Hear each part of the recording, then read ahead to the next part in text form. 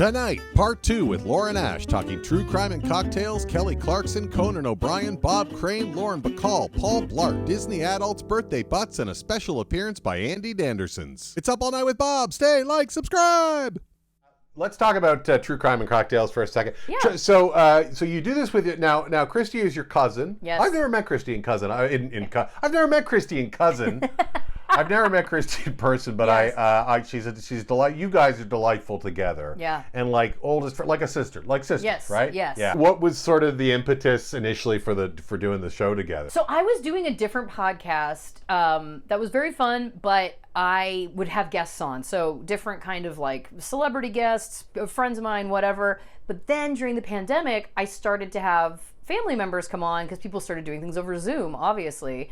And I learned a couple things. One, I was like, my audience really likes the episodes that are people in my life. And then they really loved the episode with Kristy.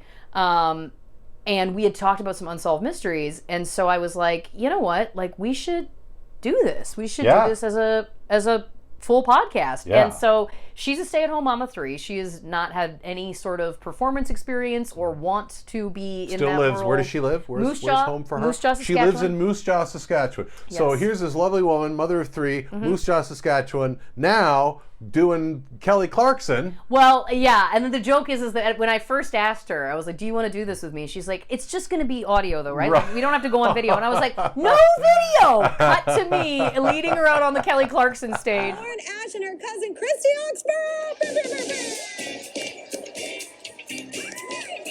Nice to see you, Lauren, and it's awesome. Is this your first talk show? Yeah, if we're telling everybody it is, yeah. Telling everybody it is. I'm only a little bit peeing my pants, so.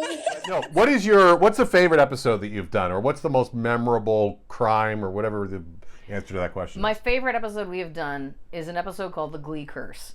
And it is my favorite episode for 2 reasons. The big reason being that it encapsulates to me what is the magic of our show, which is 1, the off the rails, full crying, laughing fit tangent, which we have an epic proportional one on that episode. Yeah. And then it's Kristy's research, because that's an episode that she compiled herself. So quite often when we're doing a topic, it will be either we're researching a person or a documentary or something that's been kind of compiled for you. And that was something where she just had the idea, like everybody talks about the Glee curse, that the television show Glee has all these kinds of tragedies that surrounded it. Right. And then she really curated the episode herself. And I am just so proud of the work that she does in general, but specifically of that episode. And we just went on this just batshit hilarious rant. Rant's not the right word. Tangent is a better word. Talking about jade eggs, which is something that ladies use to help keep their pelvic floor tight. And we cried laughing. We cried. Jade, forgive my male please. ignorance. Jade eggs? Yeah. But I've heard about these for years, and they come in different sizes, and the idea is that you whoop it up, boop, and then your body has to hold it.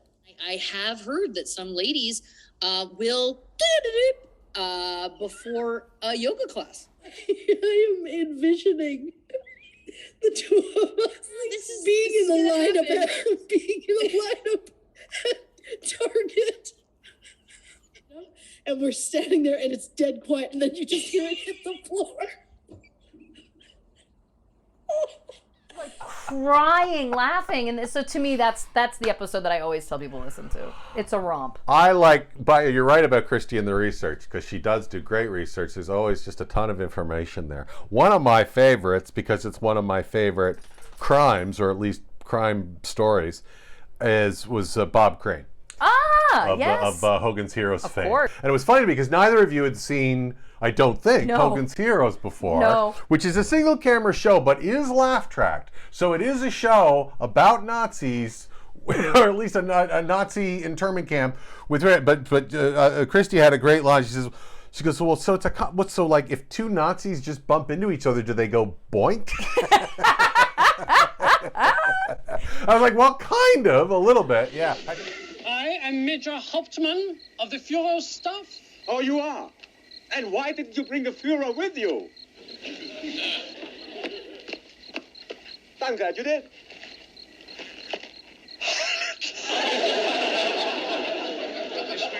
Kommandant. Jawohl, mein Führer. We will win the war anyway. Yeah. Have you seen it since? No, you know what? I have not, and I need to, because again, for me, that revelation, I had no concept that that's what the show was about, and I was like, we couldn't make that show now. I mean, yes, you can. Yeah. And I'm certain that I understand, again, having a concept of, TV and tone and all of the above. I get it. But it was more just like, what a big swing. Like, it just feels like that was the choice that they made for a network show. I mean, that's wild to me. And also this is, I think it's interesting because this is like, I don't know when the show started, but let's say it was around 1965 maybe. Yeah. Ish. World War II had only been over for 20 years. This is what I'm saying. Right? It felt a little fresh. Weirdly, though, it does work largely because it's because Bob Crane was an unbelievably charming actor. Kind of a James Garner type, very likable, very funny. Did a ton of Disney movies after that. Come on, Dad, it's time. Honey, I smell. But what's your two-line version of the story?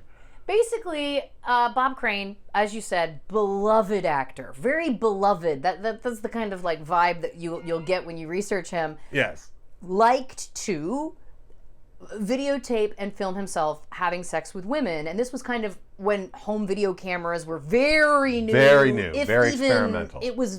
I don't even think that it was public. I don't think they were available for public. I mean, I think that I remember a detail that it was like he got one of the first ones. It was early I think on. Carpenter may have worked, and what I know of it is outside of what I learned in your podcast is just what I learned in Autofocus, which is a movie they made of it with Greg Kinnear from a number of years ago, which is terrific. But I think Carpenter had some kind of background in television, access to these big VTRs and cameras and equipment. Yes, and so he had one in his home, and he was found dead, and they found just so many photos and videos, like just so many, a staggering amount. Listen, am I suggesting that a television star can't have sex with that many people? I am not suggesting that, but it is just the question I think arose for many, which was, did these women all know that they were being filmed and photographed? Yes. I don't know. Yeah, there was a huge question of consent there, and also a question of, because unless I'm wrong, his head was caved in, and it was with a tripod. Yes. Yeah. So put that in the ironic death hall of fame right there.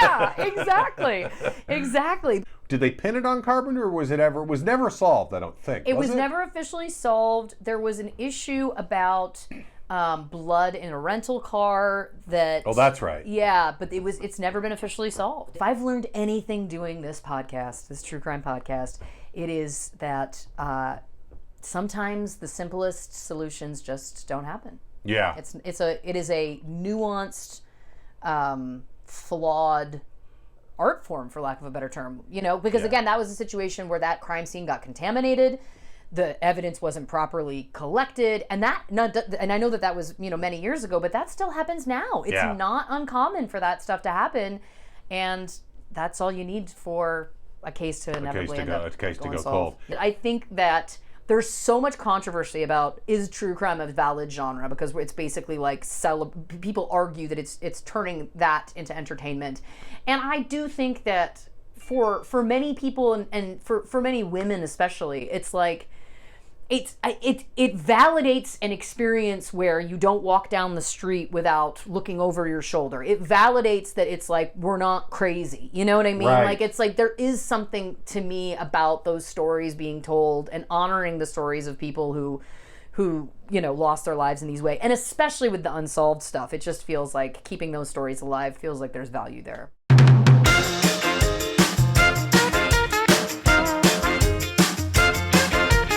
Number 1, you have to be stuck on a desert island with one of the 3 following individuals. Okay. The aforementioned Bob Crane. Oh. Former Penthouse publisher Bob Guccione. Or Robert Blake, actor and murderer. Oh my God. That's a terrible. Wow. Well, look, these are the ones they sent me. Listen. Would that I could change these options. You know what? I'm going to say Bob Crane because he seemed to have a real appreciation for the female form. And if he had a camera, I think I'd end up with some tasteful nudes. Well, Bob Guccione arguably had a taste for the female form, but I don't know how tasteful they would be. Yeah, I feel like Bob Crane was would be kinder. I don't know why. What am I basing that on? Well, he wasn't trying to make money off of it. Well, he wasn't trying to make there money you off go. it. He was murdered. He didn't murder. Exactly. Which is what Robert Blake Well, did. yeah, Robert Blake is Robert out. Blake is Yeah, out, yeah, right? yeah, No. Nobody wants Robert Blake. You don't want to be stuck next to Robert Blake at a light, let alone be on No. what is okay? You are a huge Disneyland fan. Yeah. What is the best time to line up for Pirates of the Caribbean? Well, listen, my best friend Leslie Seiler and I, a friend of my podcast, we like to follow along on the app. So you gotta my whole thing is you can have a plan for the day, but like a shark, you always have to keep moving. You have to be willing to throw away a plan. If you're walking somewhere and it felt like it was a good idea and then you deviate because there's a short line, always do that. But I would say, honestly, avoid going later in the day because Fantasmic is opening again now, and that's right there. So people are going to be like, oh, let's go ride Pirates and then see Fantasmic. So I'd say early morning. Early morning. And then what would that change for, say, a more perhaps popular recent attraction, say Star Wars? Same deal? Well, which of the Star Wars attractions, Rob? Oh, geez, I don't know. Well, I haven't been, I've never been to Disneyland. I know. This has come up once or twice. I've never darkened the door of the place. Look, here's the thing. Disney adults are getting a bad rap right now. I know they are, and I don't agree with it. But here's the thing. Anybody that I have ever taken to Disneyland, and it can be someone who has a middling interest to zero interest, Right. has the best effing time. Right. It's pure joy. Have you ever taken anyone there as unpleasant as I am? Honestly, yeah. Many Okay. of my exes. Oh, okay. Rate these Laurens. Are you ready? Yep. Where you can put them in order. Okay. We got Lauren Graham. Who is Lauren Graham? Oh, Lauren Graham. She was on Gilmore Girls? Lauren Graham from Gilmore Girls. Who was the Lauren on 6 Feet Under? Was that? That was Lauren Ambrose? Oh, Lauren Ambrose. Yeah. Well, let's put her in the list too. Okay. Lauren Ambrose, Lauren Graham, Lauren Hawley. Remember Lauren Hawley? 100%. Lauren Hutton. Yep. There's a lot of Laurens here. Lauren Bacall. Lauren Graham, Lauren Ambrose, Lauren Hawley, Lauren Hutton, Lauren Bacall. What is that? 6 Laurens? That's a lot of Laurens. All right, let's narrow it down. Okay, Lauren Bacall is number 1. Obviously, right? People used to call me Lauren Bacall. I think it's just because that's the most famous Lauren, arguably. Right. Until now. Yeah. I'm kidding. So Lauren. Plus, you were smoking about 5 packs a day at that point. So many. I was 6. But yes, Lauren Bacall, icon. So Yeah. number 1, easy. Number 2, honestly, I want to say Lauren Hutton.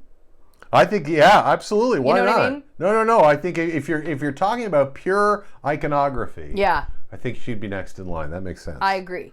Number 3, I'm going to say Lauren Graham, and I'm going to tell you why. I've always felt, because my hair traditionally is very dark and she's got the light eyes, I've always felt a kinship to her because her name was Lauren, and I felt, not that we looked alike, but I felt like we were similar in some ways. Yeah, I she can see you speaks guys to me. getting called for the same. Yeah. She's a little older now, but yeah, the same. Yeah.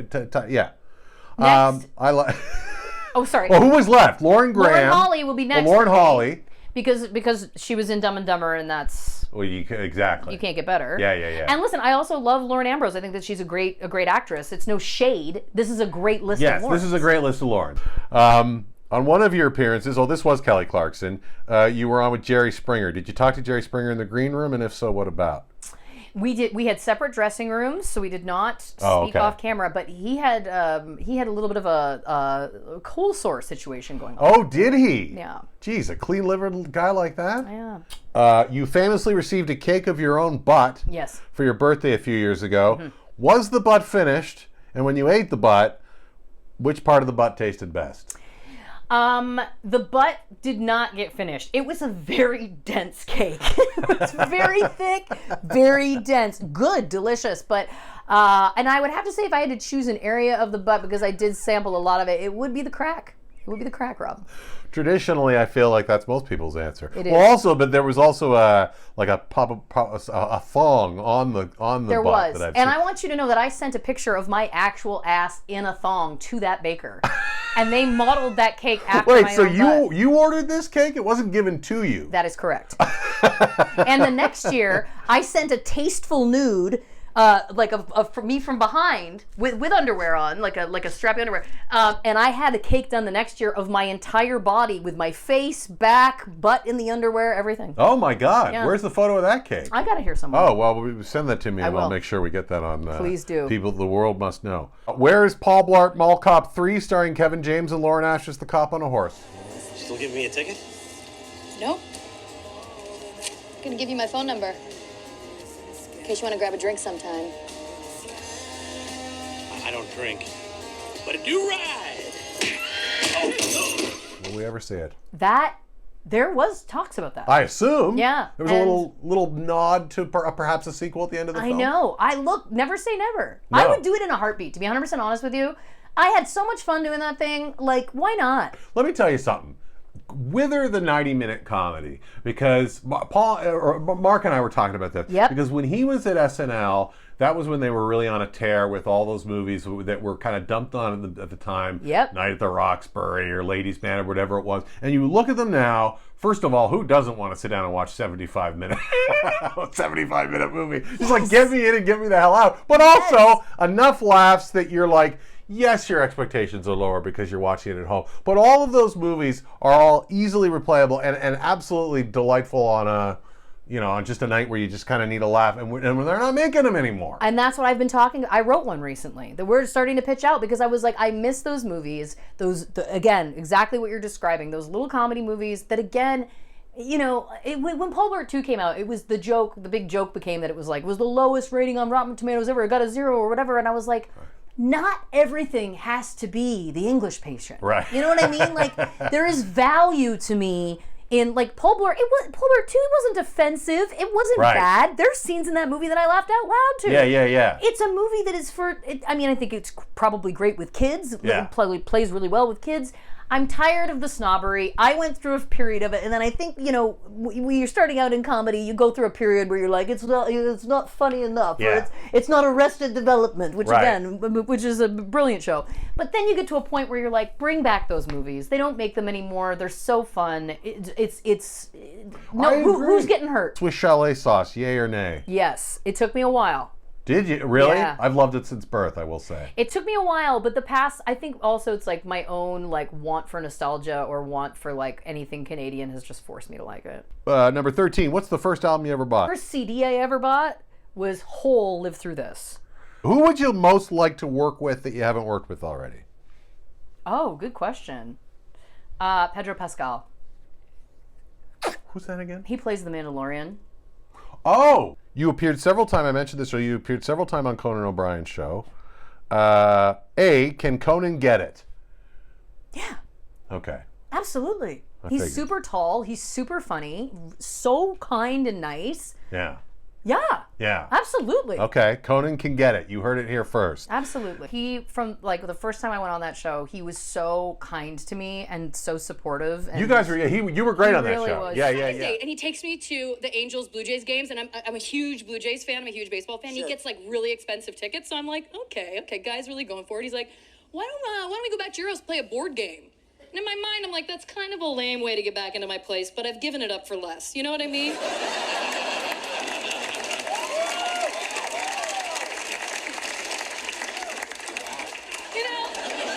I would only ever say the best things. And I also, the last time I was on there, Jeff Daniels was a guest, and then Jim Carrey surprised him on stage. Oh my God. And you got a walk on?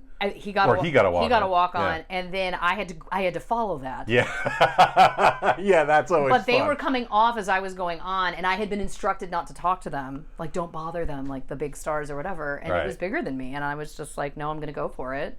And I literally walked up, and I was like, I'm so sorry, but I have to say something. And I was like, I'm a poor kid from Canada. That was what I first said. And then Jim Carrey grabbed my hand with both hands. It was like, that's all I had to say. And I just, again, I'll cry now talking about it. And I just was like, this is just like, I'm like, seeing you two together is like, I just can't even tell you. And they were so nice and like, and like really listening and like chatted with me. And then Jeff Daniels called me by name. And I was like, he had paid attention to who else was on the show. Like, it was the best. It was the best. And then I was like, pull it together. You have to go out there and be funny now. It was one of my best celebrity I love Jeff Daniels. You'll never guess what made Lauren Ash cry on the set of Conan. Jerry Lewis or Don Knotts? Oh, Don Knotts.